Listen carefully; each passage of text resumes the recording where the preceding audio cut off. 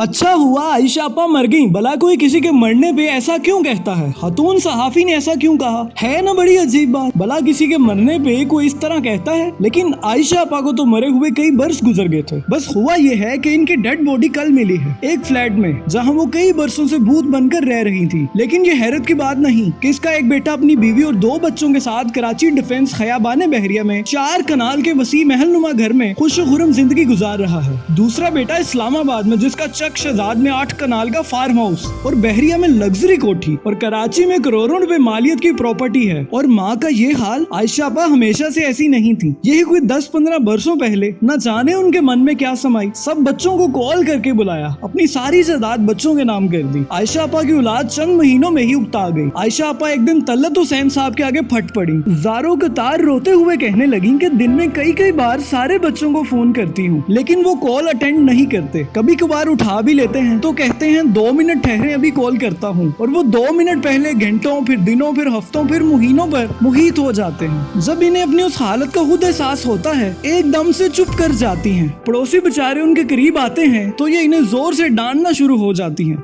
लेकिन गुज़श्ता काफी दिनों से वो इस एहसास से भी आदी होती जा रही थी। कुछ हफ्तों से इन्होंने रात को भी फ्लैट से बाहर आना छोड़ दिया। कभी कभार चंद मिनटों के लिए दिखाई देती, फिर पाँव फ्रैक्चर करवा बैठी, फिर खामोशी खास तवील हो गई। और फिर जब फ्लैट से अजीब सी बदबू भी आने लगी, आयशा अपा को तन्हाई ने मार दिया।